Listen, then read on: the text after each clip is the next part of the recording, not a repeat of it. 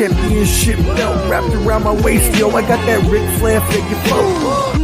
Slam you on the pavement, that's why they call me Street Pro. Create heat on beat flow. Like Jordan after the second time he three-peated, folks. Get ready, set, let's go. Fight toe to toe, release the flow created by this mic pro. Lights, camera, get low. Action packed, back to back. In fact, this monster will grow. Y'all better let him know.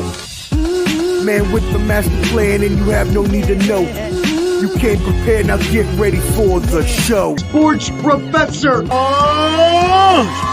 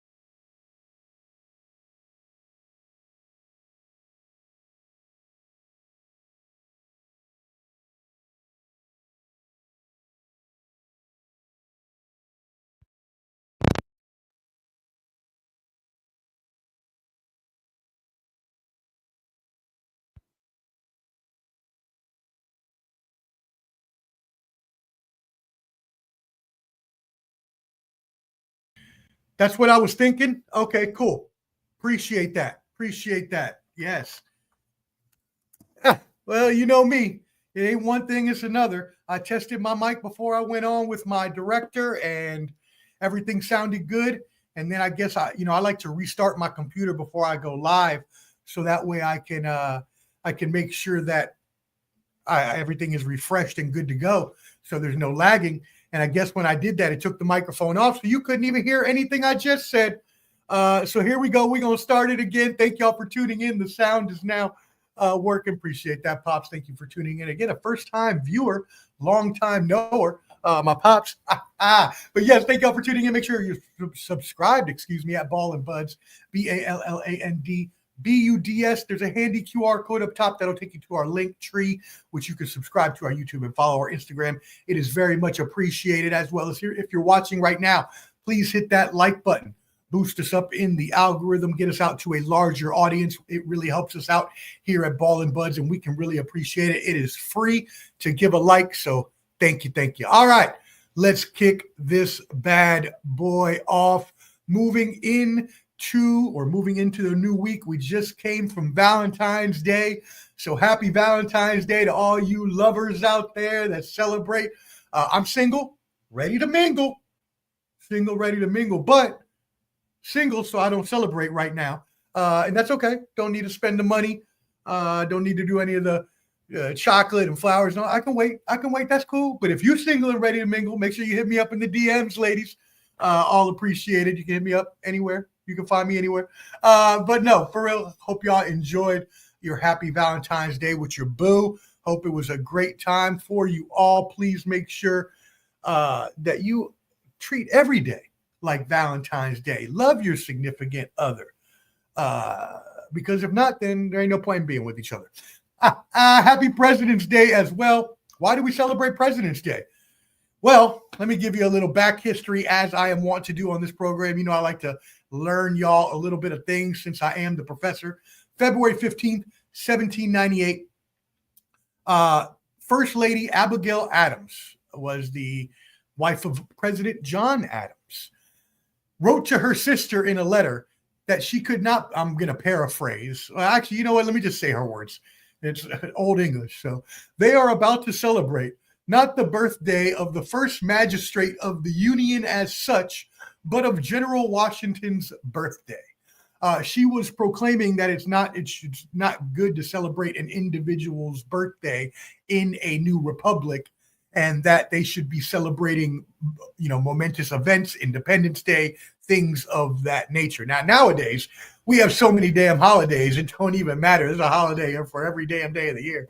So it really doesn't matter anymore. But that's what it started off was a celebration of George Washington's birthday. So originally celebrated on February 22nd, the day George Washington was born. And this is because in Britain, they used to, when obviously America and Britain split apart, they used to still celebrate the king's birthday, the monarchs and stuff.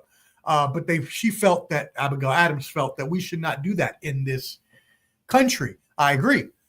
So it was moved to the third Monday in February in 1971 and is now celebrated as President's Day. So to encompass all 45 presidents we've had since, wait, no, that can't be true now. A couple have been elected twice, probably around the 40 mark, I would say. But anyways, so Congress passed the Uniform Monday Holiday Act back then in 1971, and it was to move some of the federal holidays to Monday so that federal workers and most people, not everybody gets off, unfortunately, but some of the people could have a 3-day weekend. So shout out to the government for at least having the foresight to get that right. Not that they get a lot of things right, but at least they got that right. So again, I guess, we celebrate the things that presidents have done it is a hard job to be president, must admit. It's not easy to be the leader of the free world. And we'll talk a little bit later about the leader of the free world right now, President Donald Trump, as we do weekly, because you have to talk about him weekly. He is the president of the United States. So we'll give our weekly update on where he's at. Before we do that, and before we get into some entertainment news, we're also going to talk Saturday Night Live 50th anniversary celebration. We'll also talk in world news, the Israel and Gaza ceasefire. We'll update you there. But first, we're going to start in sports. We've got a huge weekend of sports that we just had, probably the last huge weekend until March Madness starts next month. So get ready for a little bit of a dead period in the sports world. Thank you, Mom, my director, excuse me. Words are hard this evening. Appreciate you. It wasn't there first, but that was my fault. All right, so first off, happy birthday. We'll get into the NBA All-Star game. Happy birthday to Michael Jordan. His birthday is today, the greatest player to ever play basketball, not LeBron. So all you LeBron people out there on the jock strap, I'm going to need you to back it on up. You're probably too young anyways to know the greatness of Michael Jordan. But MJ over LeBron in the GOAT debate, it's not even a debate at this point anymore, especially after LeBron sat out of the All-Star game last night. How embarrassing. How embarrassing. We'll talk a little bit about that a little later as well. But first, some news headlines. Shout out and congratulations to William Byron, who won the Daytona 500. Yes, NASCAR's annual Super Bowl for them. William Byron, there was a huge crash pretty crazy late stages of the race there, but shout out to him for winning the Daytona 500. Ugandan runner Jacob Kiplimo, get this. Just yesterday, Sunday, he ran a half marathon in 56 minutes and 42 seconds. Wowzers. Holy cannolis, that's fast. It demolished the previous world record by 48 seconds, which is crazy. But they say it was because he had pristine conditions, 55 degrees, which I guess is pristine for runners because you don't want to heat up too much with it being too hot. I used to run in the military and I would run to work out, but I don't run for fun like a runner would. But I assume that's why that's probably the perfect temperature. No rain, no condensation, things like that, dry. Anyways, he averaged 4:19 per mile. So 4 minutes and 19 seconds per mile over the whole race, which a half marathon, obviously 13.2 there. But that is still crazy. We saw the Eagles just blow out the Chiefs in the Super Bowl. Imagine if the Eagles had blown them out by double the score. That's what this is akin to. This is just crazy how much they beat the record by. Shout out, Flo. Appreciate you, my brother. Again, y'all make sure you tune into the Bottom Line Sports tomorrow night, 8 p.m. All right. Now, moving in. One more thing before we move into our rankings. Baltimore Ravens kicker Justin Tucker. I had not brought this up on the show before, even though the allegations had came out, because I don't like to bring things up on my shows right when allegations come out, because obviously allegations can be false, and these still can be, because he completely and vehemently denies all of the accusations. But just yesterday, the Baltimore Banner, shout out to everybody in the DMV, has accused him of 7 more allegations coming from Baltimore massage therapist. So Baltimore area, massage therapist.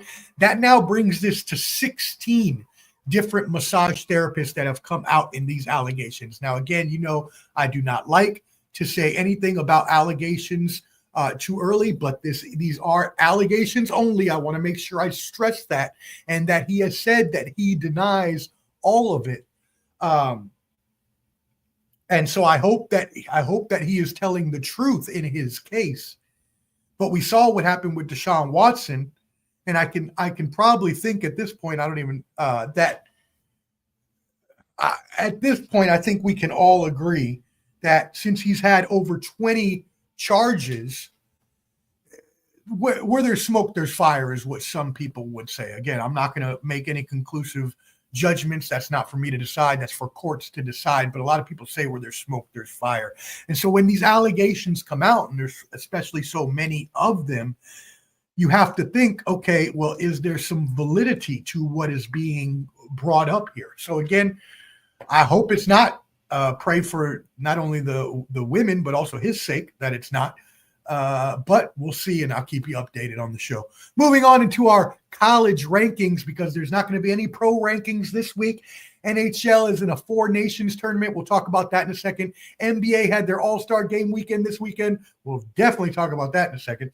So only college rankings this week. And so what I wanted to do personally here, it was show you this weekend a couple things came down the pipe when it comes to college sports.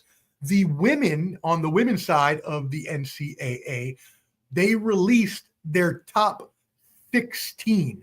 So they released their top 16, while on the other side of things, the men have released a top ranking, a bracket of the top 16 teams as well. So one did a bracket, the other did a different one, but I'm going to go ahead and show you both of them here, and you'll be able to see exactly what we're talking about in terms of what is the seeding looking like as we are actually getting into March Madness. Because remember, March Madness is coming right down the pipe next month. So we need to, be aware of where the seedings are, especially for those of y'all who plan on betting or plan on doing any March Madness brackets or things of the like. I'm going to give you a quick glimpse into all of that right now. So First of all, on the women's side, you already know who it is. The UCLA Lady Bruins. Yes, my Lady Bruins took an L to FUSC. Yes, they took that L. I don't like USC, as you know, on this program. We do not like the Trojan condoms here. But one thing I can tell you is Juju Watkins is a beast. Yes, Juju Watkins, I repeat again, is a beast. She went off for 38. I think it was like 38, 12, and 11 or something like that. Anyway, she was balling all over us. So shout out to her. They deserve that win. But UCLA is still in the number one ranking position. You can see that right here on your right side with the top 16, Lauren Betts there in the picture. I had this correct the first time. And there we go. A little bigger for you. Right here on the right side, you see Lauren Betts in the picture. UCLA is at the number one position. Also at number 2, South Carolina, who took a loss this weekend as well, a really big loss at home to UConn. So Paige Beckers, Gino Auriemma, they got a freshman there named Sarah Strong. She's a beast. They are coming up in the rankings, and they just upset the South Carolina Lady Gamecocks at home. And not only was it an upset, but it was a blowout of an upset. At number 3, the Lady Longhorns, also with a huge victory this weekend. Madison Booker is out there balling. She is going off, so shout out to them. Notre Dame at number 4, the aforementioned FUSC Trojans at number 5. Number 6, you got LSU there. So LSU won the championship, as we remember, a couple years ago. Kim Mulkey has her team raring and ready to go in preseason form. I'm not going to go through the rest of them, but you can see the rest of the bracket there and who stands out in the top 16. But that is your top 8 of that top 16. Moving over to the men's side, let's turn our eyes to the left column here. This was released this weekend as well by the tournament committee. These are their initial bracket rankings, top 4 of each region. You can see in the South region, we have Auburn, Texas A&M, Wisconsin, and Texas Tech. So shout out to Flo at the Bottom Line Sports who's tuned in right now. Your Texas Tech Raiders are at 4 there, Flo, in the South region right now. We still got about a month to go, or 2 weeks to go till conference tournaments. Midwest region on the top right, Alabama, number 2, Purdue there, Iowa State, and as well Kansas, the Jayhawks there. Bill Self still running strong. In the West region, down on the lower left, you see we got Florida. You see we got Houston. You see we got Kentucky. And you see we got Michigan. A shout out to my boy Clutch B and his Michigan Wolverines out there playing well this year after that tenure of Juwan Howard that I really thought was going to be a much better tenure. But anyways, East region down at the bottom, the Duke Blue Devils, probably the most hated college team in the country, but they got the number 1 NBA pick, Cooper Flag, and they are the number 1 seed in the East region projected right now. Tennessee Volunteers, shout out Knoxville coming in there in the East region as well, followed by Arizona and St. John's. Yes, you see that correct. St. John, Rick Pitino doing the thing year after year after year. Let him cook, they say. But anyways, that is our ranking or rankings, top 16 brackets for the men. So yeah, really, really exciting time coming up with March Madness. So it's my favorite time of year in terms of having so many games in one period that are so exciting. Like March Madness just provides the most amazing. Not all the games are great, obviously, but most of the moments, most of the games, just magical. Then you got games all day, every day for like the first 2 weekends. The first weekend is 4 days in a row, which is just magical. But anyways, so we're really looking forward to seeing all of those teams there. Let's move into the NHL. The Four Nations tournament is going on right now. And so with the Four Nations tournament, if you have been watching the Bottom Line Sports or if you have been watching this program, then you would know I went ahead and explained that this is the top 4 teams in terms of the NHL's rankings of countries. So the United States, Canada, Finland, and Sweden. And the United States has been absolutely dominating this tournament. Absolutely dominating this tournament. They have won both of their games, while the other teams have been going to overtime and having losses.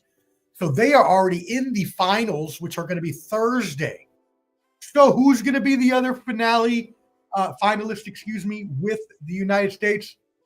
Well, it is their hockey arch nemesis, our brothers and sisters from the North, Canada. Oh, Canada. Yes, Canada versus the United States will be your finals on Thursday night. It is going to be an amazing game. Canada earlier today put away Finland. And since they were able to beat Finland, even though you're going to see a game tonight between the United States and Sweden, that game is for nothing because of the points in the round robin tournament. Canada has the points to move on to the finals. So Canada versus the United States Thursday night. We look forward to that. And, there's a little bit of contention going on right now. A little bit of possible subterfuge, if you may. We've been talking about it. We know President Trump has been issuing those tariffs out like hotcakes.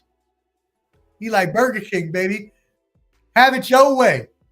That's what he doing. Have it your way, sucker. You get a tariff. You get a tariff. Like Oprah giving out cars in this BI. You know what I mean? So, been a little hostilities to the fact where Canadian crowds have been booing the United States national anthem. I was actually watching the game earlier today between Canada and Finland. And at the beginning of the game, when the announcer was introducing the game, he told the crowd to not boo the anthem. He was like, please, everybody, make sure you are respectful of the other nation's anthems. Which, yes, everybody should be. Now, we are all biased towards our own country, but you want to be respectful. But look, when you have the president of the country below you talking about wanting to make you a 51st state when you've been an independent nation for longer than anybody, long time. Okay, a long time. It's not going to happen.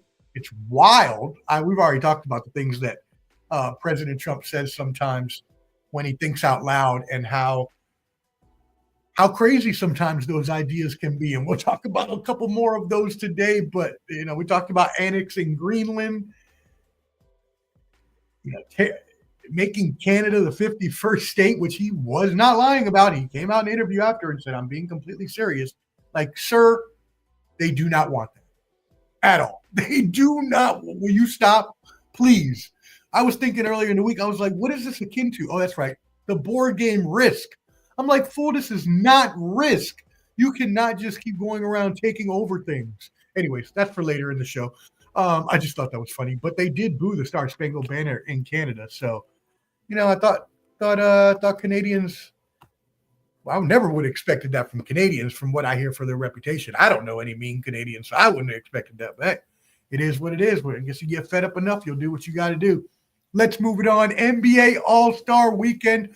Were they able to save the NBA All-Star Game? Adam Silver had some ideas. Said he ran it past a bunch of All-Stars. Said he got Steph Curry's advice. You know whose advice he didn't get? Apparently he didn't talk to LeBron. You know who sat out last night? The self-proclaimed king, Mr. LeBron. We'll talk about that in just a second. First of all, I want to give a shout out to Jaron. Yes, Jaron, the college student from the Bay Area. Shout out to him for winning $100,000. Not only did he say he would help his family, he would also contribute that to his college education, and then as well contribute to his community to try to help and serve. So shout out to you, Jaron. Not only did he beat Damian Lillard in a logo 3-point contest, so shooting from the logo, which is in the middle of half court and the 3-point line, Damian Lillard had to make 3. He's also one of the best shooters in the world, so you would expect him to make it before the other guy made 1, who is not a basketball player.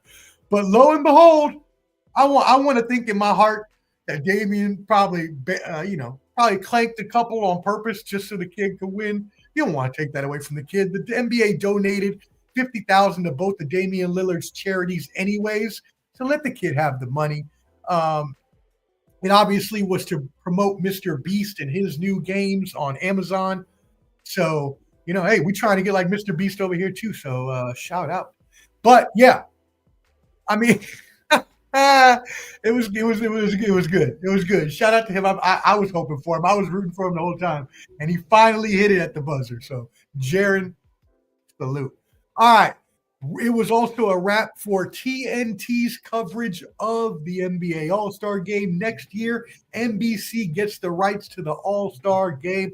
So this will be the last time we see the inside the NBA crew at the All-Star Game.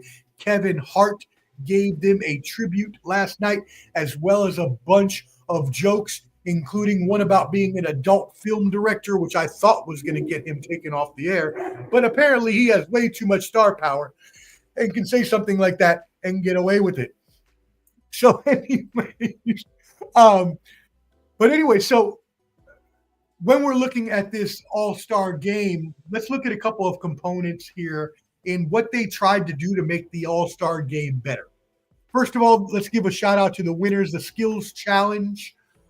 Team Cavs, the number 1 team in the East, represented Donovan Mitchell, Evan Mobley to win the Skills Challenge. They beat the home team Warriors in the finals. Draymond Green had a miserable performance in the finals after having a good performance in the round before. What I want to talk about is the Team Spurs disqualification. This is BS. This is BS. I don't know what's going on here, but if you make rules and someone finds a way legally around those rules, you cannot disqualify them. I'm sorry. No, I am not with this. Chris Paul and Victor Wembanyama were disqualified from the Skills Challenge because they were too smart for the rest of the competition. I don't know why no one's thought about this before, because I know I certainly have. I've said this before while watching the Skills Challenge. Why don't they just throw the ball at the rim? It doesn't say you have to shoot to make the ball. It just says you have to have 3 balls go towards the rim, pause. Wow, super reckless. Jeez, holy cannolis. That caught me off guard. They got to go towards the rim. It never says you have to shoot to make. Never says you have to shoot to make. So what did Chris Paul and Victor Wembanyama do? Chris Paul was like, yo, son, this is what we're going to do. We just going to throw the balls at the rim 3 times, quick as possible, and keep it moving. They had the best time ever, 49.7.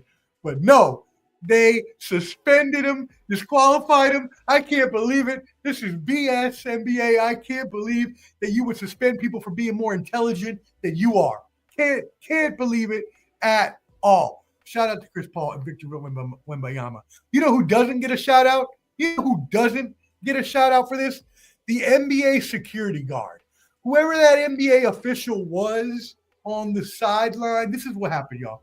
So as they found out they were being disqualified, my reporter brethren, the great Allie LaForce, was trying to go in for an interview with Chris Paul to ask him what happened. Well, when she did this, some rando, don't nobody know who you are, son. Some rando came in and told her, no, not right now. We ain't going to have none of that. Excuse me? First of all, sir, who are you? Who the deuce are you to tell the NBA reporter that she can't do her job in the middle of All-Star Weekend? We want to hear from Chris Paul to hear what happened. We want to hear this. And you out here trying to flaunt some sort of power that you don't have because don't nobody know who your ass is. So first of all, sit your ass down, sucker. We don't need none of you here. Let Allie LaForce do her job. Shout out to her. NBA, y'all BSing for suspending or disqualifying these two from the contest. Moving on. The three-point contest was won by Tyler Hero of the Miami Heat, breaking the chance of a three-peat for the aforementioned Damian Lillard. So shout out to Tyler Hero. That's not why I put my head down. I was about to start talking about the dunk contest, but I forgot about the three-point that I needed to announce the winner there. Now it's time to go into the dunk contest. The question going around everywhere, did Mac McClung save the dunk contest? Did he? A three-time winner of the dunk contest. He came in and gave us some dunks we hadn't seen before. Some we had. He even improvised on Blake Griffin's car dunk and didn't just dunk over the hood, but actually dunked over the whole damn car, which in itself is impressive if you can jump over a damn car without dunking a basketball. That in itself is impressive, and I would have given him a 50 for that alone. But the fact that he dunked a basketball and it was a reverse jam, that was it. As Kenny said for Vince Carter 20 years ago, it's over. Let's go home. It's over. Shout out to Vince, though. They had a tribute, half man, half amazing, when he did the dunk contest, the greatest dunk contest ever, when Vince Carter just went off. Did Mac McClung reach those levels? No, not at all. Not at all. Shout out to Mac McClung, the young G Leaguer coming in, making $100,000 for himself when he makes no money in the G League. So, he makes some money. I shouldn't say no. Doesn't make as much as the league. He's also not in the league, but shout out to him for representing and giving us the show. Because the past few years, the rest of his competition don't even know how to dunk a damn basketball. What are we doing? Y'all can't even, did you practice this beforehand? Or did you just think of what you were going to do? Or y'all so young, you were just playing on NBA 2K dunk contest and you decided that was good enough. What a horrendous contest. It wasn't a contest. Like Kenny Smith said, McClung out there, put some music on for 5 minutes and let him show us his whole repertoire. That'd be better. The only way this improves is if Ja Morant, I'm calling y'all out right now, Ja Morant, Giannis, Levine, Gordon, all of y'all come back out. Zach Levine, Aaron Gordon, both former dunk champions, come out of retirement. Ja Morant, Giannis Antetokounmpo last night on X said that they may be willing to do it next year if Mac McClung comes again. Let's get it on. Let's get it on. All five of y'all, let's get it on. That would restore and revive the legacy of the dunk contest. But until you get stars in that dunk contest, it will never, ever be what it was back when Michael and Dominique, MJ and Dominique were battling. Y'all remember that? Ooh, wee. Oh, my goodness. Damn, that was beautiful. But anyways, so what about the game itself, right? This has been, one more thing about the dunk contest, though. Somebody mentioned online Zion Williamson. Sir and or ma'am, he cannot even stay healthy enough to be on the damn court. We don't need him injuring himself in a dunk contest. I want to see him on the damn court first because he's a hell of a player. I did a documentary on him. He's a great player. Anyways, what about the game itself? Will we see more format changes going into the future? James announced, LeBron James, I want to announce this first before I get into the game because he didn't announce till 2 hours before tip-off that he wasn't going to play. Sir, you knew way more than 2 hours before that you wasn't playing. If you're going to be the king of the league, the self-proclaimed king of the league, you need to know that hurts other players. If you would have bowed out 2 days before, they could have given an alternate in there, given another player a chance to get that shine that you've now taken away from them, just for you to sit on the sidelines in a bland-ass outfit, by the way. Now, I'm a LeBron hater. We all know this. He is one of the greatest of all time. But I'm a hater. We know this on this program. But you can't do that. You can't do that. Anthony Edwards missed the game. Now, they say, they didn't report it till after the game. So maybe, and I don't know the specifics behind that one, maybe it was more of a innocent sort of removal or sitting out. But what LeBron James did is unacceptable because that takes away from the Devin Bookers, DeMontis Sabonis, Norman Powell, and many other Western Conference All-Stars that could have been in the game if he would have just said that beforehand. So he ends his 20 consecutive streak appearance. And in case you missed it, the game was a mini tournament, y'all. It was just a mini tournament. So they had 3 All-Star teams, each selected by the Inside the NBA guys, Shaq, Kenny. Shaq had his OGs. Kenny had the Young Bucks. And Chuck had a mix of world and U.S. talent that was both young and old. They also had a Rising Stars team of a lot of young players, G Leagues, rookies, that was coached by the great Candace Parker. Each game was played to 40 points, which amounted to about 15 minutes of play, maybe 10 minutes of play, 10, 15 minutes of play, which is what they were aiming for. They were aiming to make it like 4 quarters of basketball. God bless, this was horrible. This was horrible. Yes, thanks, Pops. Yes, Dad, still sucks. Yes, I agree. Still sucks. Horrible. I don't want to see this. I don't want to see this mess. I watched a replay the other day. I found a VHS tape because I'm going through all my old tapes and I'm digitizing them so I can throw them away. And I found an old 1993 NBA All-Star game and I watched it. It was beautiful, static and everything. Beautiful. And during that game, do you know what happened? Well, first of all, I guess, the 3-point line was only invented maybe 7 years before. So it wasn't as prevalent as a shot. But there weren't that many threes. They weren't having a dunk contest. They were all playing defense. They were all hustling for balls, diving on the court. You know what else happened? MJ and Magic Johnson had a duel off with seconds running off the clock in the 4th quarter in a 40-point blowout. Let me repeat that again. Michael Jordan and Magic Johnson were playing defense on each other at the end of the 1993 All-Star game in a 40-point blowout. Do you even think any of these guys, LeBron or any who sat out, didn't even play, or any of the other guys, would have been in there at the end of the game in a 40-point blowout playing defense? No, not even last night in the last game did they play defense. The first 2 games were actually halfway okay because they had younger players pushing the older players. But then you got to the last game, and it was the same old All-Star game.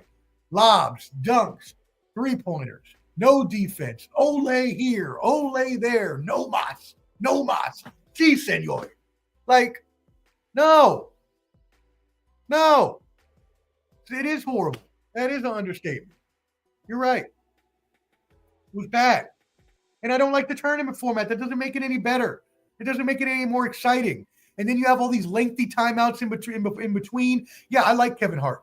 I think he's funny. I think he brought a new sort of dimension to the game. He was commentating during the game, which seemed to, liven them up a little bit, make the crowd. Now, SGA didn't like that shit. SGA was like, don't talk to me while I'm trying to play. But come on, SGA. This is the All-Star game. You got to know everything's in fun, and you got to know that this is helping the league and helping your brand. So you can't be upset. You just got to play along because you got to know that that's helping fund your max salary, right? And we'll talk about that in a little bit too. How the players need to be playing a lot harder because they're invested in this league themselves, right? So when you have this happen, and by the way, Shaq's OGs, Shaquille O'Neal's OGs won the championship by beating Candace Parker's Rising Stars 42-35 in the first round, and then beating Team Chuck's International U.S. Stars 41 to 25. But this just wasn't good. It wasn't entertaining. It's not something I wanted to sit down and watch. Yeah, watch it because it's, first of all, it's the only thing on. I am a sports fanatic, so that's pretty much all I watch, unless I'm watching movies or something. So I was going to have it on anyways. I was working in the background, editing videos and stuff, but I had it on the TV. But it didn't make me look up that often, unless like Jaylen Brown or Jason Tatum were in the game, or I was just looking up because I heard a good moment going on. Like it's not entertaining. It's not like it used to be. You got to have defense played. You got to have something that brings the level of competition up. Now, shout out to Steph with the shot, Stephen Curry. You knew he was going to win the MVP because, by the way, he got outscored by JT. Jason Tatum 15-12, but they still gave him the MVP. But that's okay. We'll let you have it, Steph. We'll let you have it. You were hometown. We'll let you have it, but it should have gone to JT. Anyways, what can they do? A great idea has been brought up. My dad says it right here, Pops. Go international versus U.S. That's pretty much the only way at this point. That is pretty much the only way that this gets any better is if you put the internationals squad versus the U.S. squad and have them play for pride. Now, will it eventually devolve into the same thing over time? Probably. Probably. But at least for the first few years, it should inspire some healthy competition. So I am totally for the international versus U.S. idea. The only other way you could go would be to pay more money. But at this point, with all the max and super max players that make so much money and don't want to risk the injury, well, of course, they're not going to want to play hard. It makes sense. They're trying to protect their bottom line. They're trying to protect their brand. But it also makes it so it's not watchable. It also makes it so they're hurting their brand because their individual brands are linked with the NBA's brand. And I'll talk about that in just a second. But yeah, the only other way would be to up the winnings to like 10 million, like $1 million per person for the winning team. And maybe that way you inspire more competition. But even then, I don't think it would. So the international versus U.S. at this point is really the only idea you can go with because you can't run this tournament out there again. They probably will again next year, but I don't advise it. Horrible. Booty juice, as I would usually say.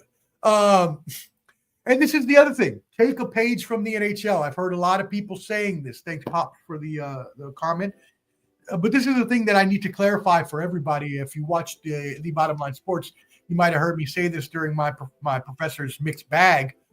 But the only reason that the NHL is even doing this Four Nations tournament this year is because of the fact they are going into the Winter Olympics in 2026. And so they were trying to have a showcase for that. But next year in 2026, they're going back to the All-Star game. Now, the NHL hockey doesn't have the problem that basketball does. Their games are still good. Now, obviously, it's because it has to be because you're on ice, you're skating fast, and you're hitting each other. You got to be vigilant at all times and playing at a high level there. So I don't think that's ever going to lose its luster. I always think that the NHL All-Star game will probably be the most hardest played All-Star game. Maybe not the best. I like MLB the best, but it will be the hardest played. That's for sure. So they can't take a play out of the NHL because the NHL didn't even do that play. I know that's what the media is saying. It's been all around. A lot of people just uninformed on ESPN, on Fox, on all these places. I was watching the game earlier. Just people are just so just ill-informed about this, and the ones in the hockey community, the ones that should be informed. They're going back to the All-Star game. Now, in 2028, they're bringing back the Tournament of Champions or Nations Tournament of Champions. So they're going to bring this back in 2028. But I still think they'll have the All-Star game going with that as well. So, but anyways, just wanted to make sure I clarified that up for everybody here that the NHL did not eliminate their All-Star game. They're going back to it next year. This is just a showcase for the Winter Olympics next year. But if nothing else, there needs to be something more in terms of effort because, as I mentioned earlier, last time I checked the CBA, the collective bargaining agreement, players make almost a little below 51% of the revenue that the NBA makes.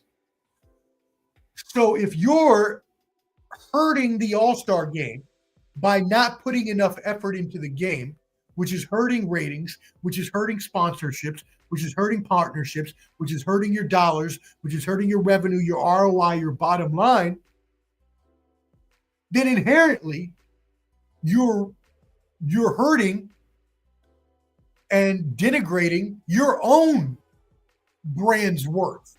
Because remember, each individual player's brands are linked to the NBA.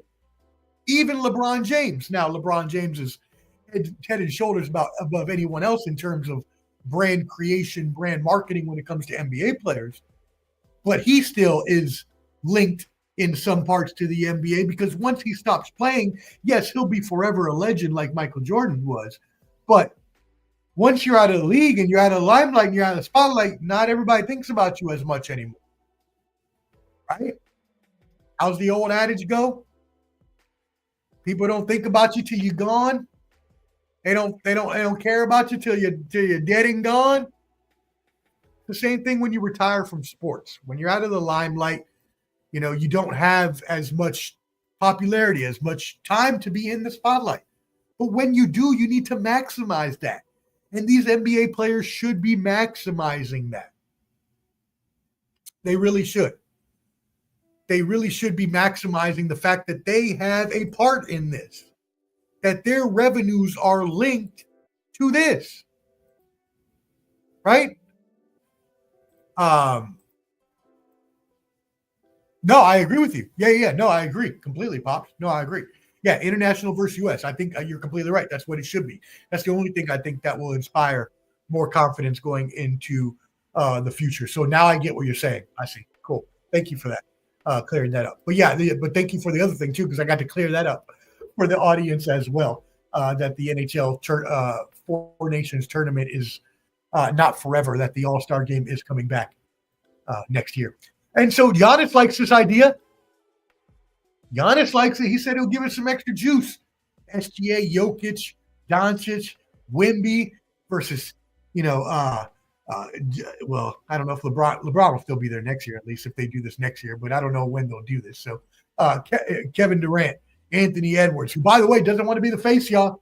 He don't want to be the face. Leave him alone if you don't want to be the face. He said in the interview he does not want to be the face of the NBA, and I'm not mad at it. If he wants to be Kevin Durant and just go out there and ball and make his money and have a good time, then more power to him. You can't force people to be the face of the NBA. If he says he doesn't want to be the face of the NBA, leave him alone, let him do his thing, let him cook, as the kids say, and keep it moving. If Wemby or Doncic or can learn a little more English, or maybe they can be the faces. If JT wanted to speak up and be more outgoing, maybe he could, but he seems like he wants to take the Anthony Edwards route, which is fine. That's okay. You don't have to be LeBron or MJ in order to have a successful NBA career. Oh, yeah. The U.S. players wouldn't play hard enough anyways, so the international squad would beat them. But also just because the players, I think I agree with you as well. But it would still be fun, and it would still bring out that competition that I think is what the NBA All-Star Game needs in order to be revived. If not, it's just going to keep getting worse and worse, and ratings are going to keep decreasing.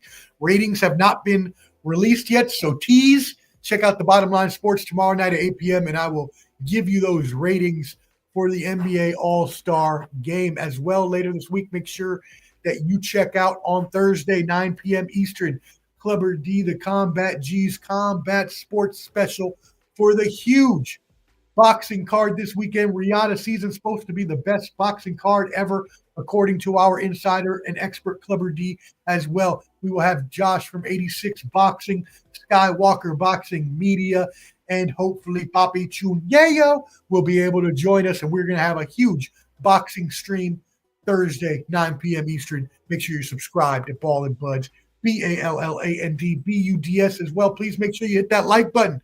Got a lot of people in here. Hit that like button for me so we can get amplified in the algorithm. Thank you. Thank you. All right. Draymond Green hated it.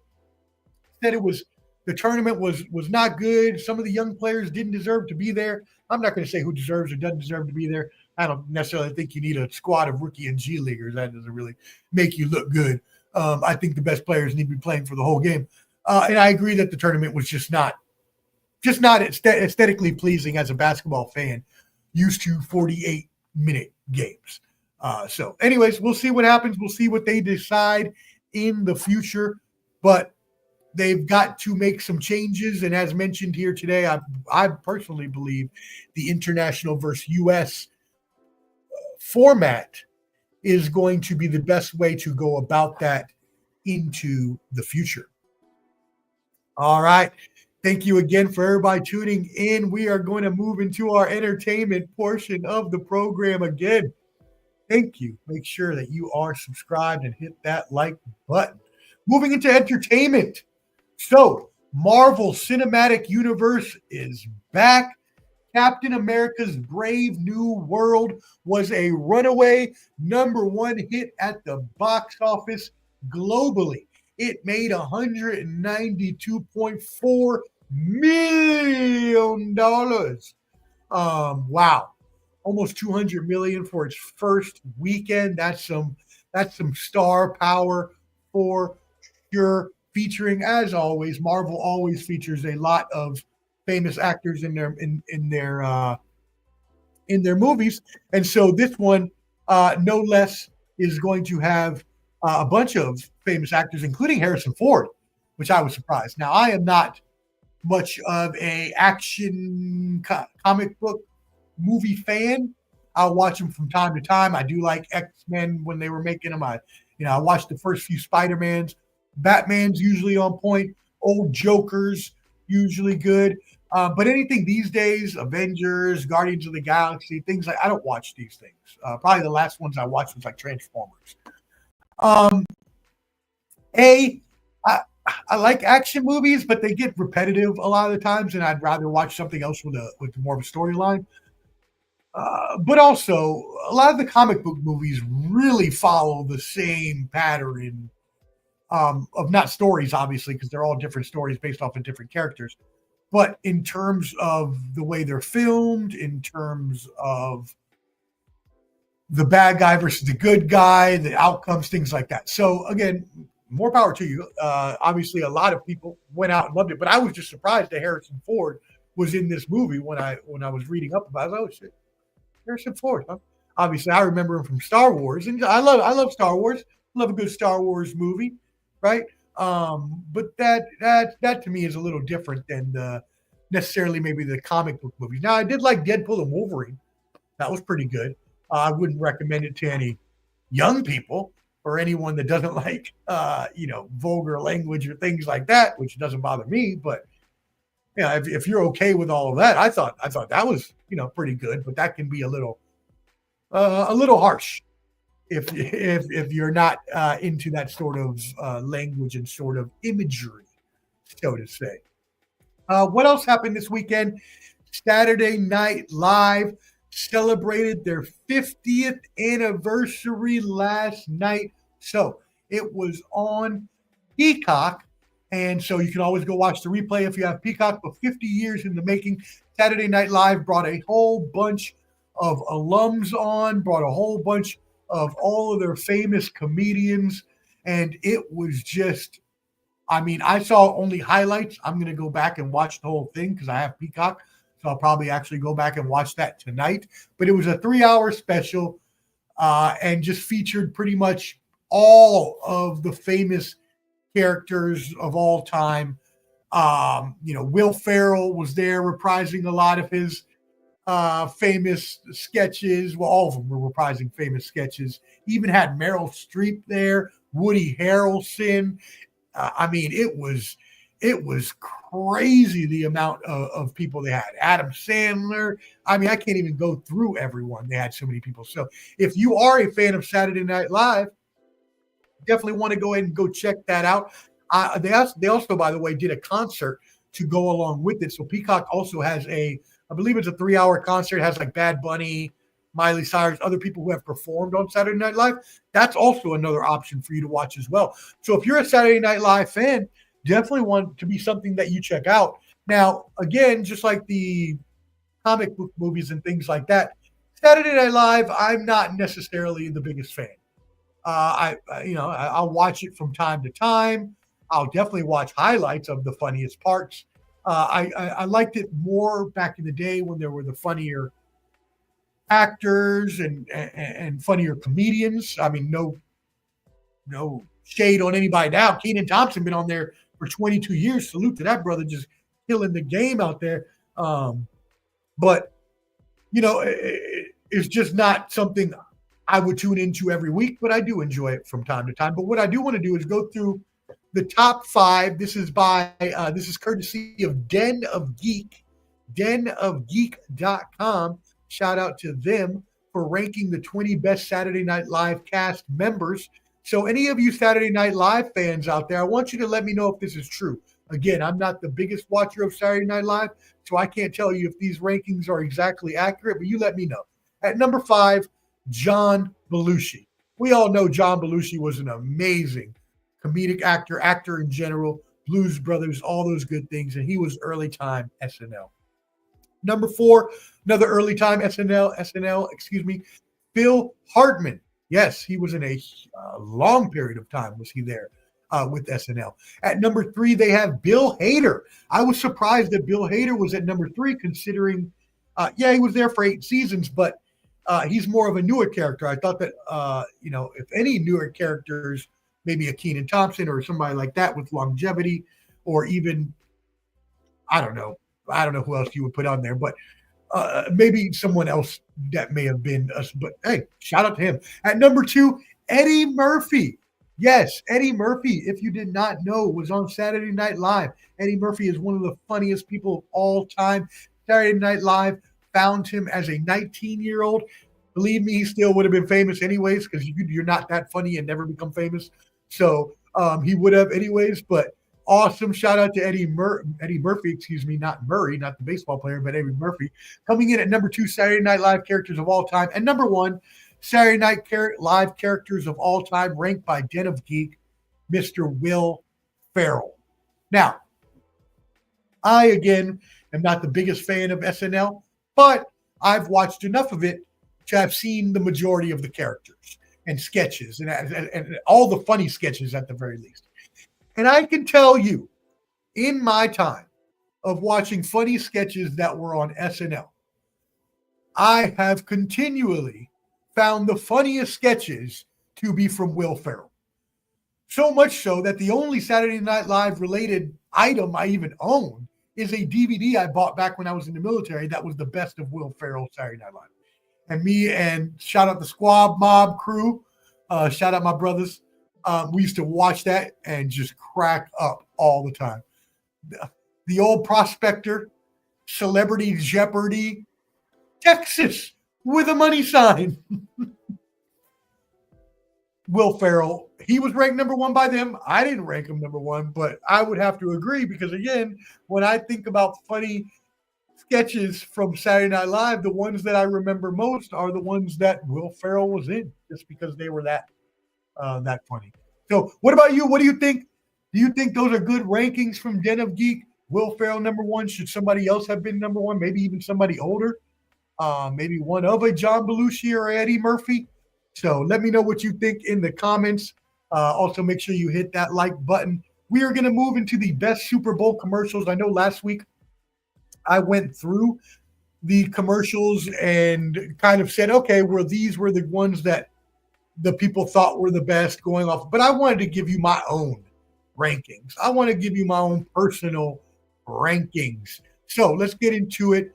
I'm going to rank these for my top 3. I already gave you one of them last week, and because at the time I hadn't seen. I had missed apparently. I didn't watch the whole game in its entirety because I was going from place to place, hanging out with different people. So there were a couple of commercial breaks and things like that that I missed while I was walking in between buildings. So I missed this commercial at first. My number one is going to be one that I missed at first, but I found out about it after my show last week because I didn't see it the first time somehow. So anyways, at number 3 will be the one I mentioned last week, and that was the tie between Pringles and Little Caesars, where they had Pringles had the mustache and Little Caesars had the eyebrows, and they were all flying around. Corny, but it was funny enough. I had that as my number 3. At number 2, the Sloth. Coors Slow Monday cracked me up. The Sloth moving at the slow speed chase, tremendous. The slow speed chase was at 2 miles an hour. Absolutely, I was dying laughing at the Slow Monday. But the one that got me the most, and I don't know if you can actually show commercials on a YouTube live stream video. So I hope I don't get a copyright for this. And if I do, I will delete it. I promise, YouTube. But I have to play this. And most of y'all have seen it already. But I have to play this commercial for you. So I'm going to go to YouTube and I am going to play it for you. I'm sure you saw this.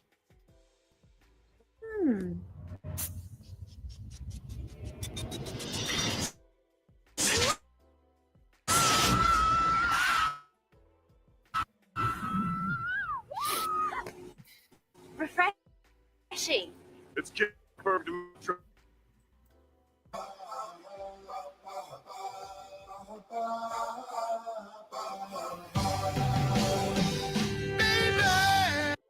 Rockin' baby to a kiss from a lime on the bed. Ooh, the moment I think I'm in strange on the sea. Yeah, my flippers got whole Mountain Dew. It slips right on through watershed.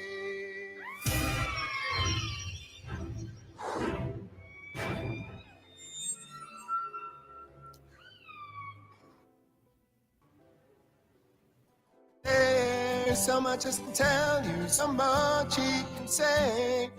You remain my power, my pleasure, my flame. Well, this is the weirdest thing I've ever seen. Mountain Dew Baja Blast. Blast of tropical lime. Good looking seal. None of this makes sense. Oh my God. If you've been in a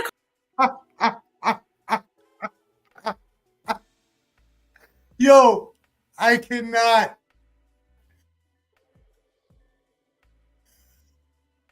Oh, hilarious. Hilarious. I don't know if you missed that commercial or you saw that commercial, but I've watched that commercial at least probably 50 times this week.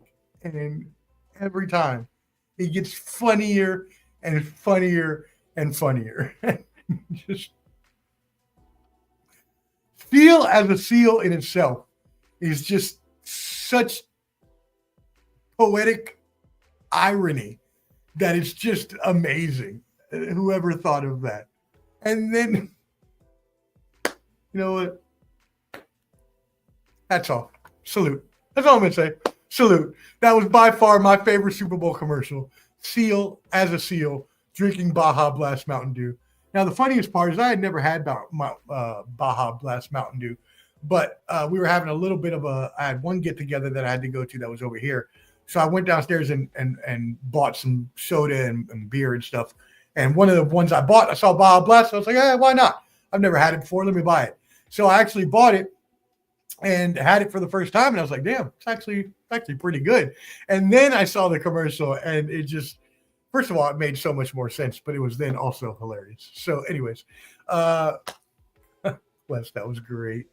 Tremendous. What else is in entertainment news? Oh, quick TikTok update. So last you heard, Donald Trump put a 90-day stay on TikTok to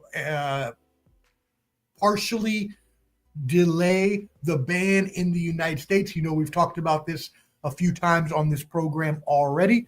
Well, that has now been extended for the next 75 days. The judges have allowed that to go through. So now TikTok will be available for at least the next 75 days for sure on all your apps. So you may use it, you may download it until the 75 days is up. And as always, we'll keep you updated here on the Professor Semanalmente as to what they decide to do with that in the upcoming weeks. But again, for the next 75 days, you have access to that. Also, what happened here? Oh, yeah, that's fine. Okay. Also, in another bit of entertainment news, which is likely to ruffle the feathers of Donald Trump, pun intended, Amber Ruffin was selected as the comedian for the White House's press correspondence dinner. If you know Amber Ruffin, she is a great comedian. I think she's funny. A lot of people do not find her to be funny due to the fact that, well, first of all, she's black. Let's just put it that way. But also she talks about a lot of things like social justice. A lot of her jokes are, obviously pro-black and other types of jokes. So a lot of people, especially in the Caucasian realm, don't particularly find her funny. I think she's funny. She's on Seth Meyers', she's partners with Seth Meyers. He's like her mentor-mentee relationship. So obviously he finds her funny. Anyways, I don't know that she's the best choice for this, though, if he's the president. And you know how much she's gone in on him and made fun of him and things like that over the years. I was very surprised that this was the choice for the correspondence dinner. And I thought I could not believe it when I read it. And there was some backlash on the conservative sites that were saying the same exact thing. Oh, how could they choose her? They know that, the kinds of jokes that she makes, and she doesn't like Trump. And I agree. I mean, if he's the sitting president, you would think you would at least get somebody that would not be so harsh on him. But we'll see what happens. It should be funny if nothing else. I love to see someone get made fun of, or like a roast. Always good to see a good roast. But anyway, speaking of Donald Trump, let's move it on to our U.S. news for the week. We got our weekly Donald Trump update. So first of all, before we get into that, Secretary of State Marco Rubio and other top U.S. officials have met with their Russian counterparts in Saudi Arabia to begin discussing a path towards ending the Russian war in Ukraine. So this is one of the things that obviously has been a big issue in America. Donald Trump did vow, although he did say he'd do it on day one, which I knew was BS. He always likes to talk a big game, and that's one of the things I don't like, because it means you're lying, because you're saying you're going to get it done on day one, but then you don't, and it makes you look like a liar. So it's just, but anyways, he's still at least trying, and we need to get this. Vladimir Putin, you know how much I've talked about the corruption and the stain on the history of the world that this man is creating with this war in Ukraine, similar to the many of the other wars in history that were a dictator trying to take over a smaller country. I didn't say anything. If you thought something in your head, that was on you. But anyways, there was a meeting between President Donald Trump and Vladimir Putin. They had a meeting to obviously talk about bringing down the conflict, ending the war. U.S. officials said that they want Europe to assume more control over the security situation. But they're also saying that Ukraine may not gain NATO membership, which could and may be a huge part of this. NATO is obviously going to want the protection. Ukraine is obviously going to want the protection of NATO, so that way they have the protection of the United States, so they don't have to worry about Vladimir Putin doing this again in the future, which it's already done this twice already. Let's not act 3 times. Not act like he ain't going to do it again, right? He will. Just like we don't act, just like I give you realism on this program, we act like the Israel-Gaza ain't going to end again either, and we'll talk about that here in a little bit with the things that Donald Trump is proposing. But it's not good for a lot of the people involved, and it involves us because we have to take a neutral position. Well, we're supporting Ukraine, so it's not that neutral of a position. But with Donald Trump in office as president, we now need to take a more neutral position as he tries to be at least sort of amicable with dictators from other countries, including Vladimir Putin, Kim Jong-un from North Korea, Xi from China, and so on and so forth. So we'll see what happens here. They're supposed to be drawing down, but these are shifting dynamics. We don't know what's going to happen. You see what's happening in Germany right now with the right wing, the extreme right wing, these National Populist Alternative for Germany, or the AfD, are they're set to try to take over power. There are elections on Sunday. Currently, Chancellor Olaf Scholz, who is the current chancellor of Germany, has now fallen to third place behind the center-right Christian Democrats and the aforementioned AfD. So we'll see what happens there. We'll keep you updated on Germany's elections coming up soon. But the thing that happens with this is that some type of negotiations are going to happen. And the problem is when you have these sort of negotiations, other things come into play. And one of those things that comes into play is the fact that the U.S. gave a lot of money to Ukraine to help them fight this war. Well, as you know, and again, no matter what your feelings are on him yourself, shout out Adam Hurley for tuning in. Salute from the WNBA, the hairy women of the WNBA, and Adam and Brittany Griner. Fantastic, my friend. That is great work right there. Look, a lot of people like to make fun of the WNBA, but their basketball is good. There's no getting away from that now. Back in the day, you could find, and there's obviously still a quality difference between men and women's basketball, just because inherently, as we know, as anyone knows, especially that's why they don't have men and women competing in sports, because for the majority of men versus women, men, and again, this is not all cases, believe me, I'm not trying to, say anything about anybody, but for the most part, genetics and things like that make men bigger, faster, stronger. So the quality of the game, being able to move faster, being able to do stronger moves, being able to jump higher and dunk and things like that, make it inherently more aesthetically pleasing. But that's not to shade the WNBA at all, because I think the WNBA is great basketball. Women's college basketball, great basketball. And again, back in the day, maybe back in the 90s, early 2000s, yeah, you would say, I don't know that I want to watch this, because exactly what you said, right? They're not dunking. They're laying it up, jumpers, maybe not even threes. So it's a lot different than the NBA game. So I agree. I would love to see them dunk as well, Adam. But unfortunately, that's just life. Most women, unless they're tall enough, like a Brittany Griner or otherwise, are not going to be able to dunk the ball. But would it make the game more exciting? Sure. Do I think that takes away from the quality of the game? I do not. Obviously, it would be more exciting. But again, I think the quality of the players now in women's basketball, both college and WNBA, are at the highest level that it's entertaining to watch even without the dunks. So I do agree with you. It would probably make it more exciting, but I think that it's still entertaining now with what we have. But Salute, thank you for tuning in. I really appreciate it. Hit that subscribe button for us, brother, and stay up to date with us. And all of y'all, make sure you subscribe at Ball and Buds, BALLANDBUDS. There's a handy QR code right up at the top, so you can go ahead and scan that. That'll take you to our link tree. You can subscribe to our YouTube, follow our Instagram, so on and so forth. If you're watching, make sure you hit that like button for me. I appreciate it. Boost us up in that algorithm. All right. Well, as I mentioned earlier, right, when you talk about negotiations to ending a war like they're trying to do with the Russian war in Ukraine, and the fact that Ukraine's has been supplemented in order to fight this war from the United States, well, then that's when you're going to find people wanting some payback, right? That's when you're going to see people wanting to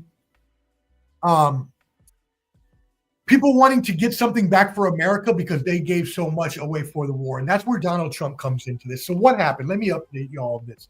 So as negotiations ramped up in Europe last week over the potential deal to end the war, U.S. Treasury Secretary Scott Bessent handed an explosive document to Ukraine President Volodymyr Zelensky.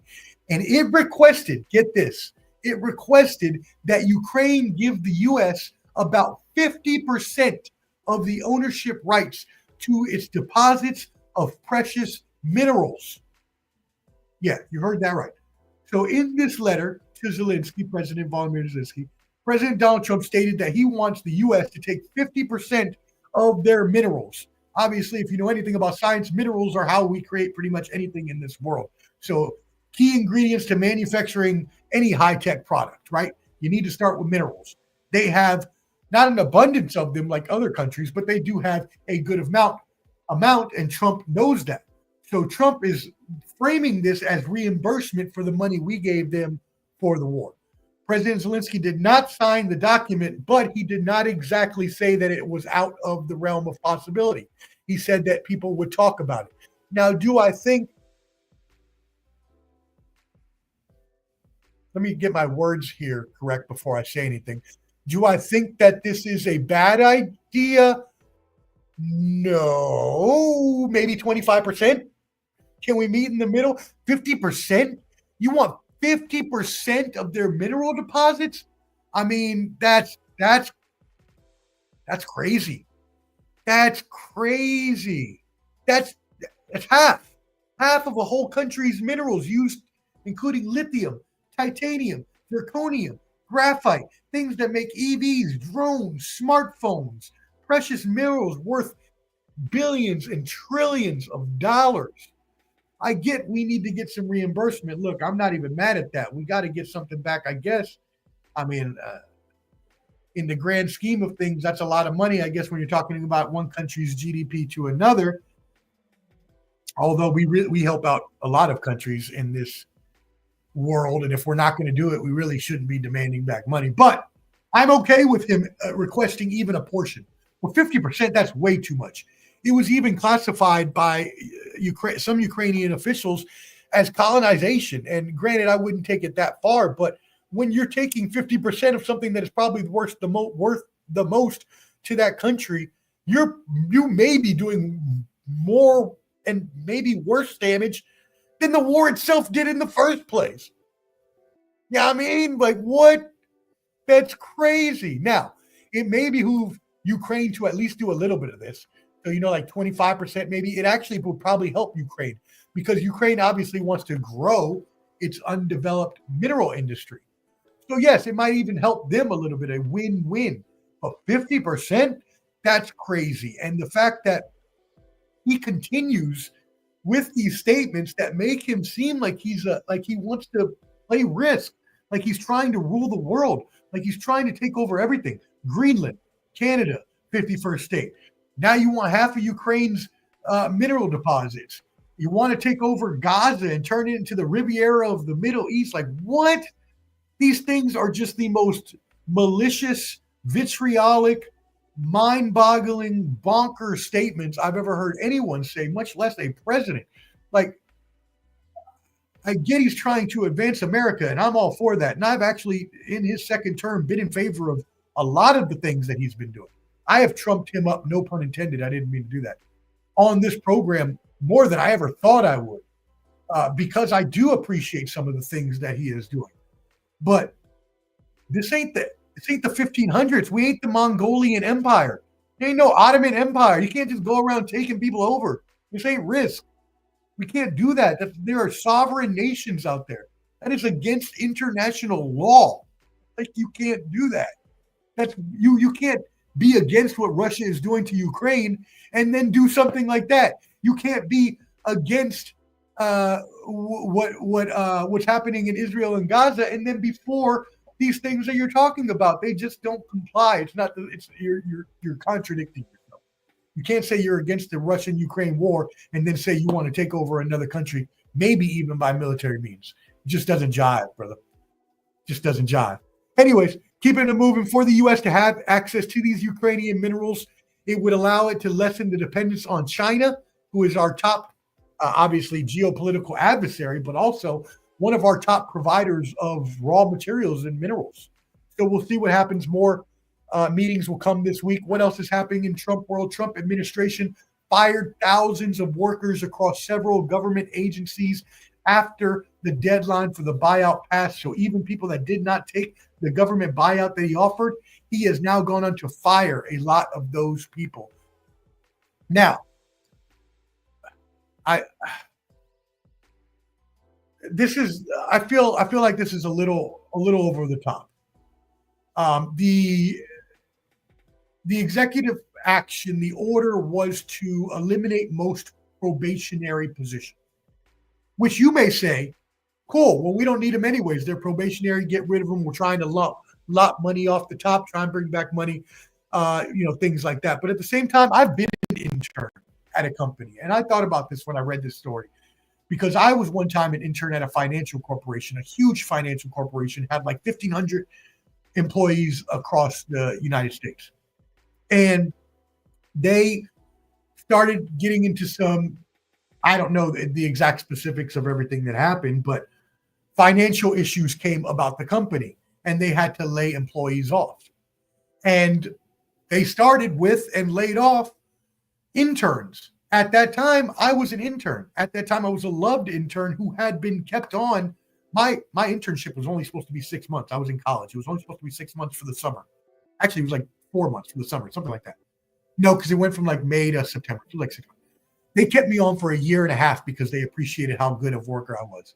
But then they had to fire me when the company had to downsize. But that's not fair to me, especially when I'm doing, a great job for you so much that you kept me on longer than I was supposed to be. And the fact that I'm probably doing a lot better than most of the people that you have working there that have been there for a long time and are just kind of coasting. So you, not only that, but you also ruin new talent, because these people that are in these probationary positions, interns, these are younger people.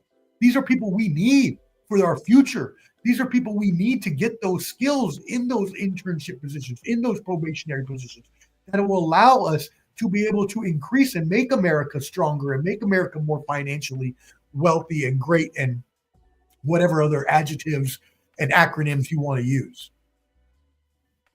So if we're going out to the Environmental Protection Agency, firing almost 388 probationary employees, if we're going to the Department of Health and Human Services and telling them to slash 700 probationary employees, we're getting rid of a lot of youthful talent, getting a lot of good, what could be scientists, presidents, Nobel Prize winners, Pulitzer Prize winners. Like, these are people that could be amazing, but we're getting rid of them at such an early age just because we want to cut funding from some of these organizations, because we may think, or some people may think, they're corrupt or not, whether that be Elon Musk and Doge or whoever it is.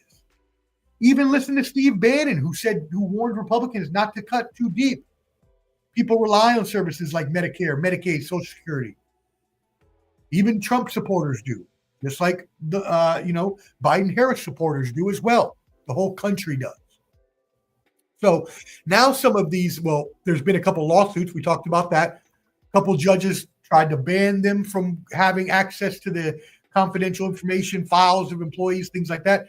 Another judge on Friday came back, said no, they'll allow it. They've been going back and forth, but during that time, places like the Energy Department and the Nuclear Security Administration had to go back and rehire people. The Nuclear Security Administration went back and rehired U.S. nuclear weapons program workers. Why are we getting rid of U.S. nuclear program workers? Like, that should be somewhere that should be ultimately safe, essential personnel. We can't be getting rid of the nuclear scientists. That's who we need. Like, what are we doing? All because of broad firings that maybe have not targeted those people, just targeted agencies in general. And that's the problem that comes into play when you have this sort of Doge thing. I'm not against cutting the fat from the government. Please do. The government wastes so much money, it's unbelievable. But at the same time, once you start doing things, same thing with the immigrants, getting rid of the immigrants. Well, the problem is and not a problem per se, I want all the criminal immigrants gone and out of America. But when you do that, inherently, some good people are going to be put out as well. When you do a broad firing of government employees, you're going to lose a lot of youthful talent because it's just broad swath firing. So I just wish things were a little more targeted from President Trump. I just wish he were a little more targeted with his executive actions to make sure that we're not taking away from the progress of this country, from people that could be very useful, that we are leveraging the smarts and intelligence of this country. Right? Now, most of his cabinet picks have been approved. Senate Health and Human Services, Robert F. Kennedy Jr. has been approved. Director of Intelligence, Tulsi Gabbard, approved. Y'all know I had some questions about that, seeing how she has some Russian state ties, allegedly. I will tell you, Russian state papers are very fond of her. So I don't know for sure, but I had some questions to that one, but they approved her. So we'll see what she does. Hopefully she does not prove me wrong or prove me right, rather. Kash Patel for the FBI, another one I had questioned.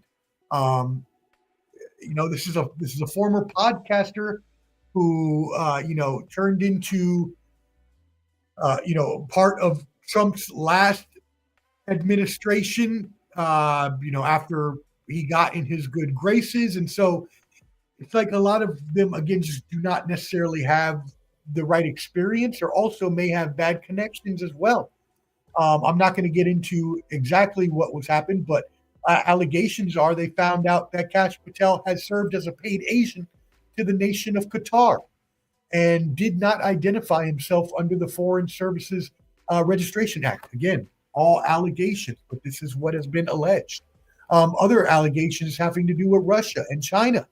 So we have to be careful with these people that we're putting in charge of our nation, because, I remember when Biden was in and everybody was talking about, the Biden family and him and Hunter and how they took money in Burisma and Ukraine and all this stuff. But then the Trump supporters failed to also acknowledge that the Trump kids got plenty of money from not only China and other places, but also Saudi Arabia as well. And now even President Trump is meeting with tech executives in Miami this week in a summit that's being hosted by Saudi Arabia's sovereign wealth fund. So I don't want to hear anything anymore from anyone. I don't want to hear the people on their high and mighty about whose children is making money off of who, where, when, and why, because I've told y'all plenty of times on this damn program, all politicians are scum. All politicians. Shout out my boy Francis Long. Prayers up for the Long family.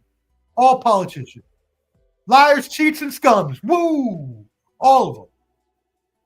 They're all out to make themselves better and their families better, and all the kids are doing that.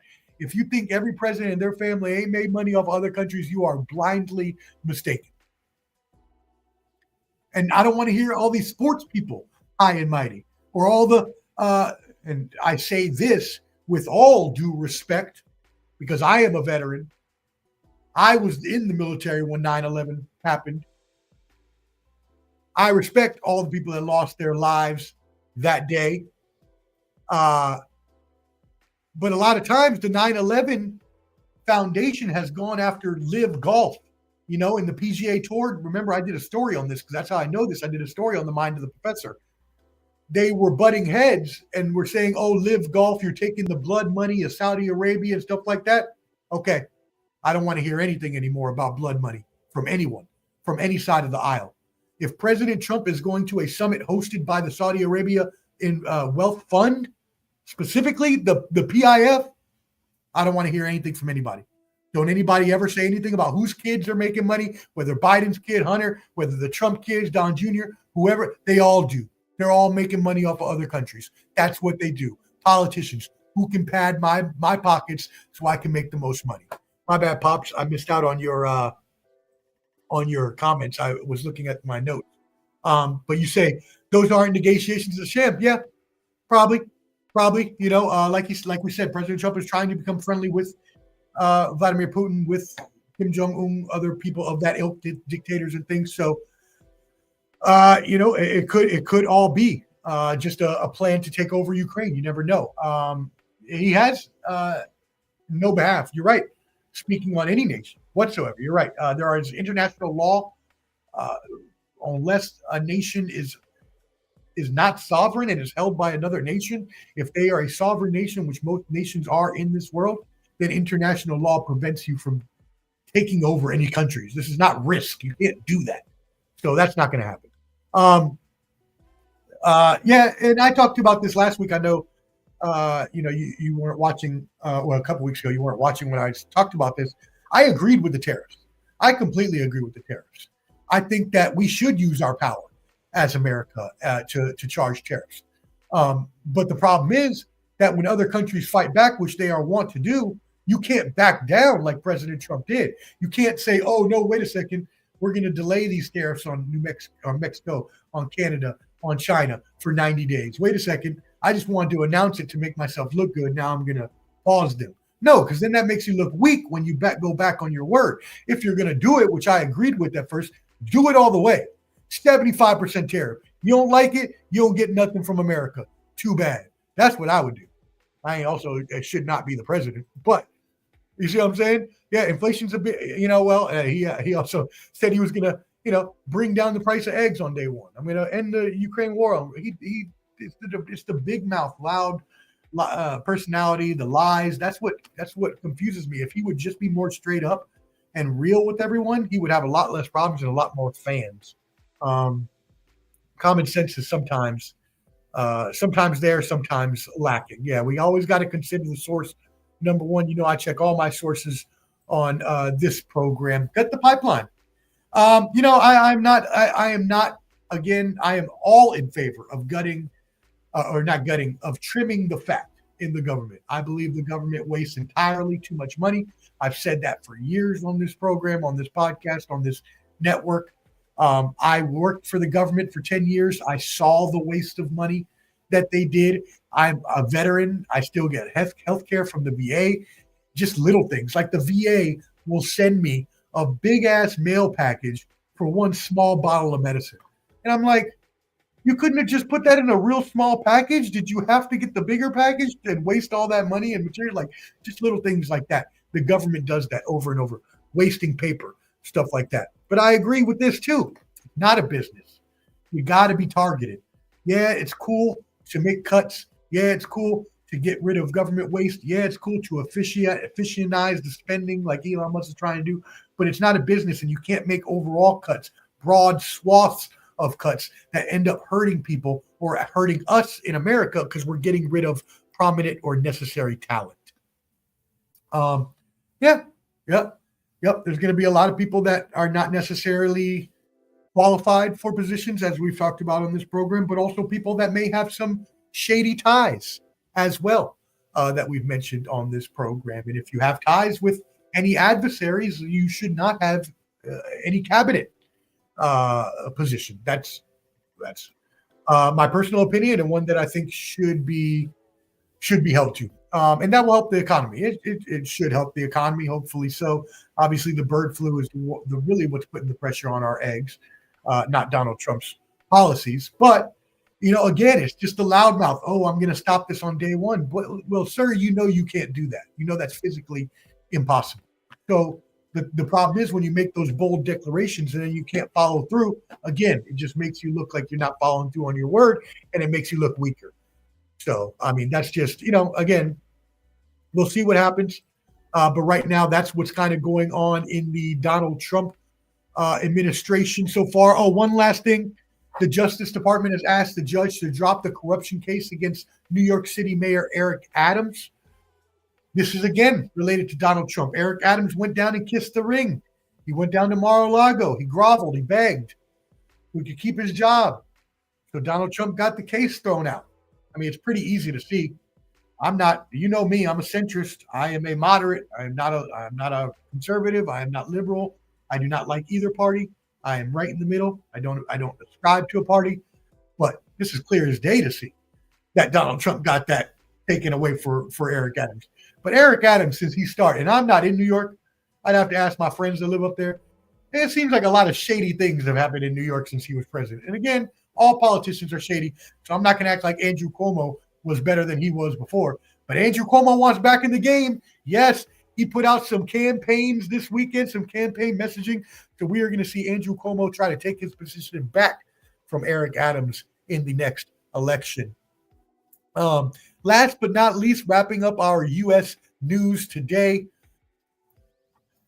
we have a serious talk to have here in a second. Let me announce this news story first.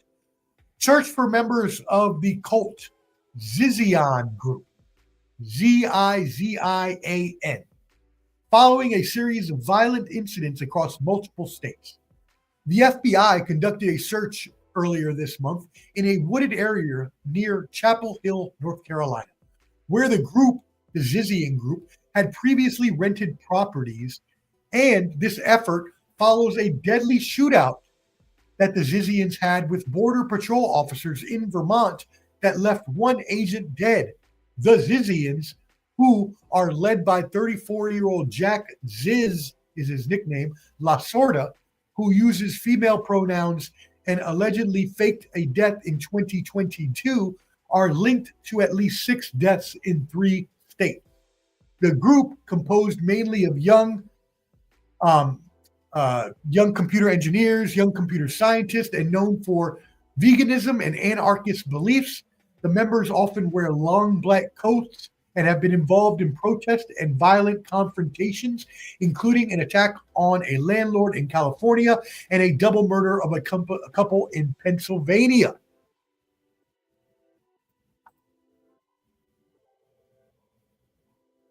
What?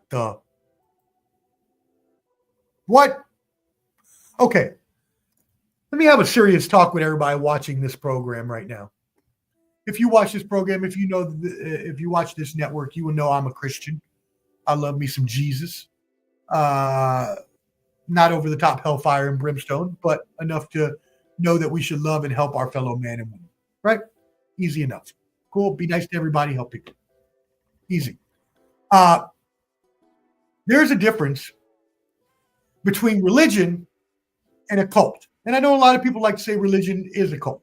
And while a lot of times I can ascribe to when people think religion isn't work, because it was created in the following or remembrance of a god, a person, a prophet, a demigod, whatever the people that consider that person to be.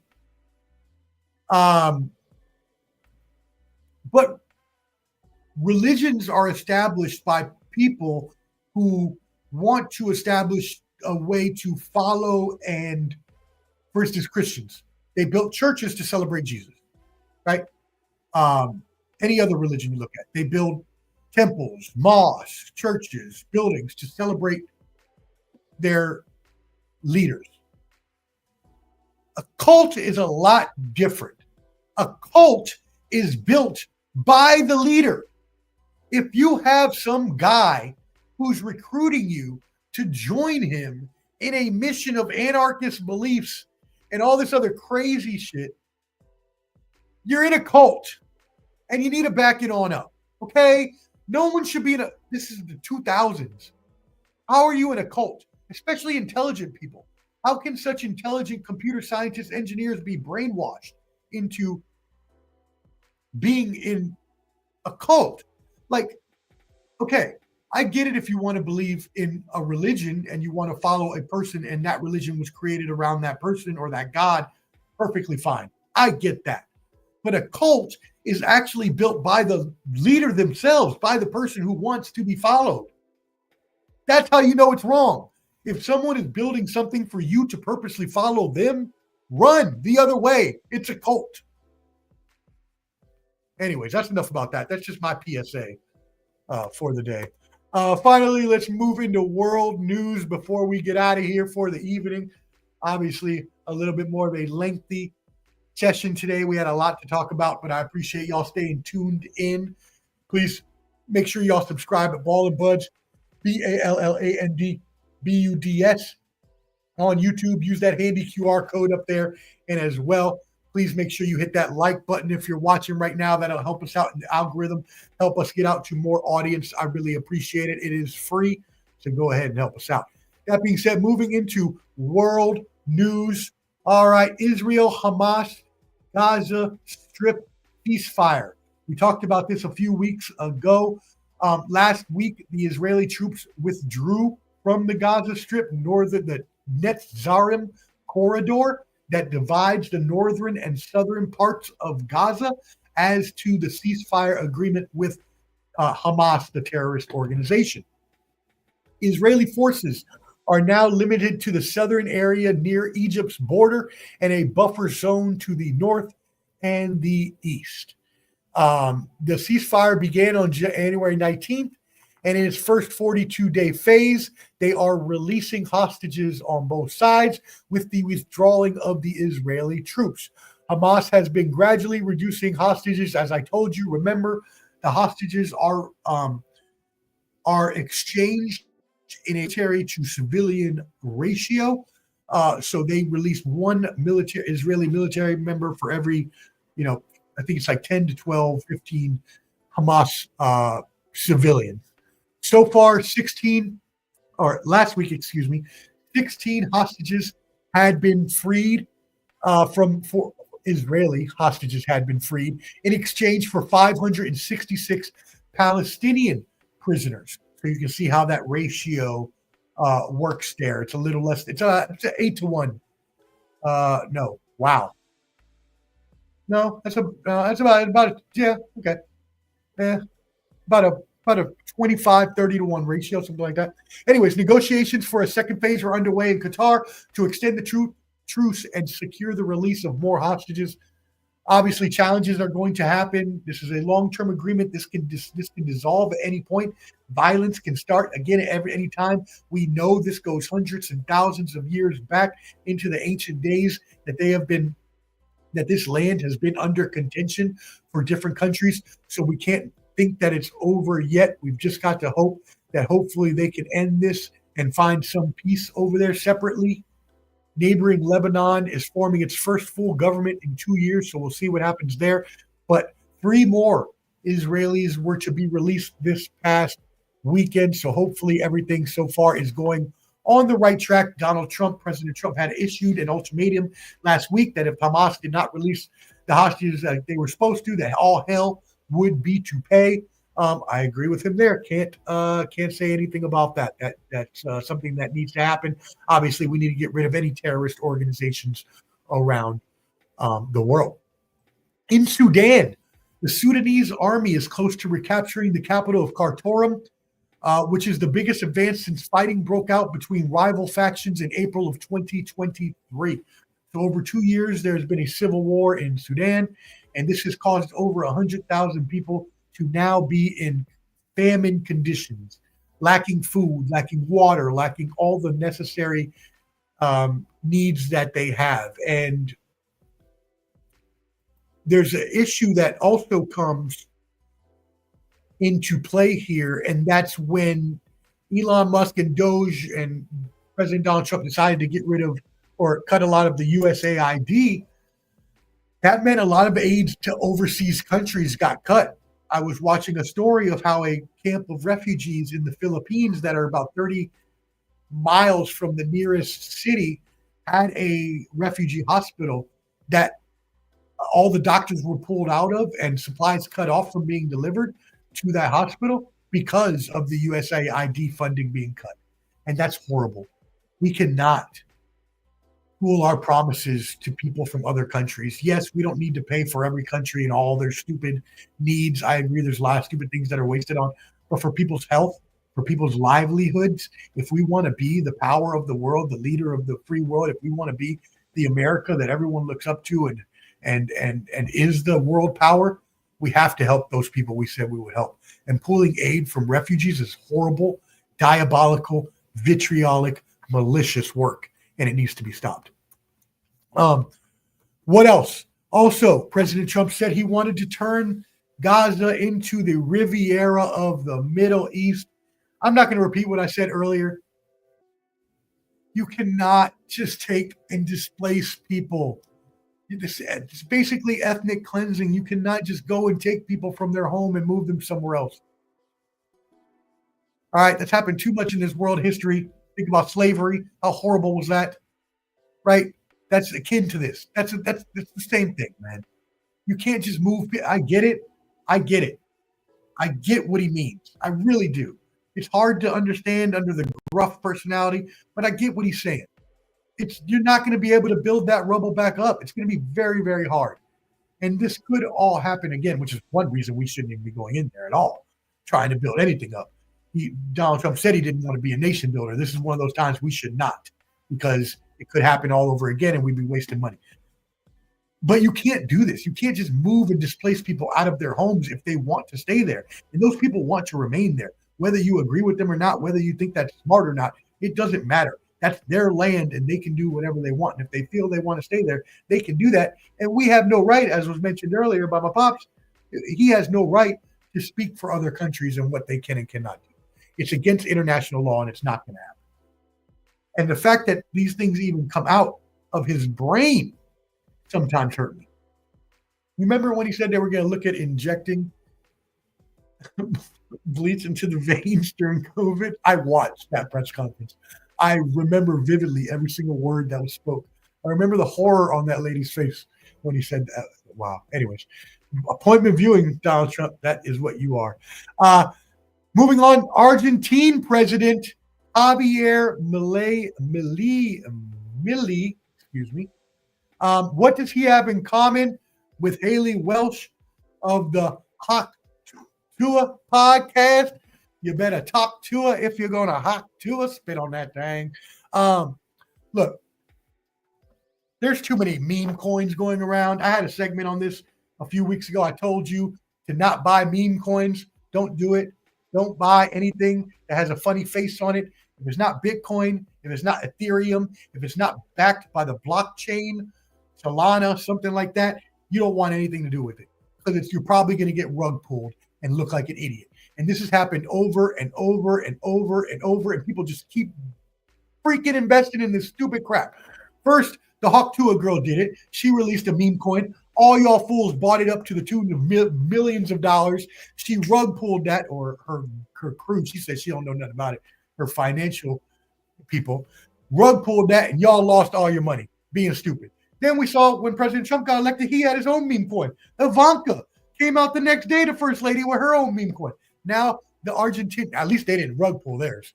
Thank God our president and our first lady did not rug pull theirs. Thank God for that, because this guy's a jackass. Argentine president put out the Libra meme coin and said it was a private project dedicated to the growth of the Argentine economy. But only hours later, and after it had risen to $4.4 billion, it crashed by 95% of the value. And the president then deleted his X post and said he was not familiar with the project. Sir, that might be the biggest hacking I've ever seen in my life. Are you telling me you got hacked? Are you telling me you got hacked? I don't know about that. I don't know about that, buddy boy. I don't know about that. You telling me you got hacked? That's the only way I can accept that. And I can't accept that because that's too big of a hack. So you mean to tell me you put out a meme coin, rug pulled it from your own people, from your own country? I've used this word a lot today. That is malicious. That's on another level of you belong in hell type shit. Like what? Wowzers.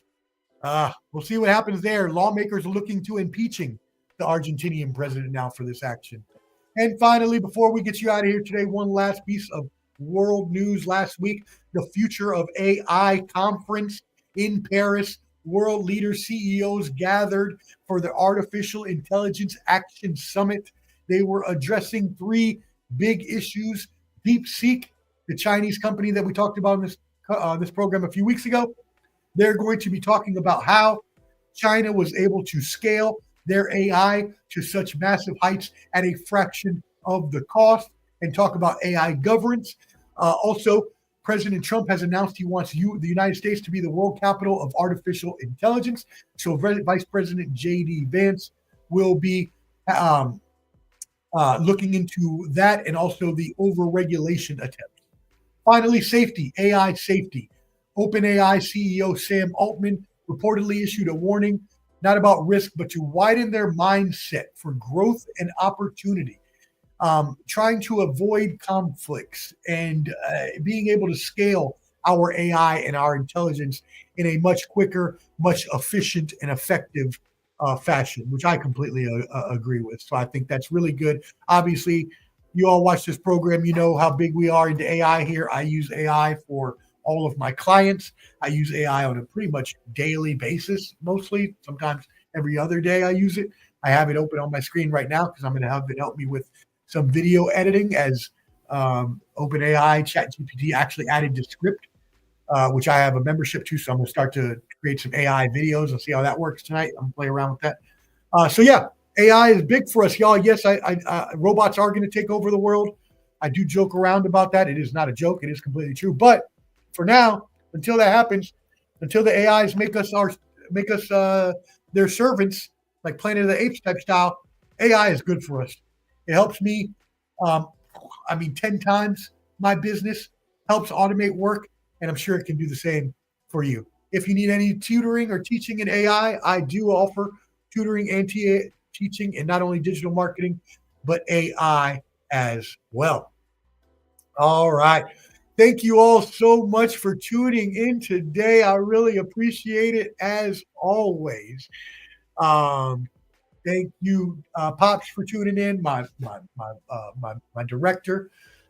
I don't know why I'm having trouble with words tonight. I need to jump off here. My program director, my mother, my beautiful mother, helped me out there as well. My sound. Thank you, everybody, for helping me out with that earlier as well. That being said, again, make sure you subscribe to Ball and Buds, BALLANDBUDS. Make sure you're subscribed on YouTube. Please help us out. We are at 145 subscribers. But the fact is, I've put over 550 videos out there. I've also done the work on the SEO. I know my thumbnails are not great. I know I need to improve my non-live stream video titles. I'm working on all that. But if y'all could support, we would really appreciate it. All the people that work here at this network do a hard job and deserve the fruits of their labor. So we appreciate y'all tuning in. Make sure you hit that like button and subscribe to Ball and Buds. That QR code up top, that will help you get there to subscribe. So again, thank y'all very much. And we will see you next week. I am Omar, the Professor Fonseca, and this has been the Professor's Semanalmente, which again, just marks, just weekly for you marks, just means weekly. So peace out. Subscribe to Ball and Buds. Holla, 5,000. He's with the millions. It's that world heavyweight flow. Championship belt wrapped around my waist, yo. I got that Ric Flair figure flow. Slam you on the pavement, that's why they call me street pro. Create heat on beat flow. Like Jordan after the second time he three-peated, folks. Get ready, set, let's go. Fight toe to toe, release the flow created by this mic pro. Lights, camera, get low. Action packed, back to back. In fact, this monster will grow. Y'all better let him know. Man with the master plan, and you have no need to know. You came prepared, now get ready for the show. Sports Professor.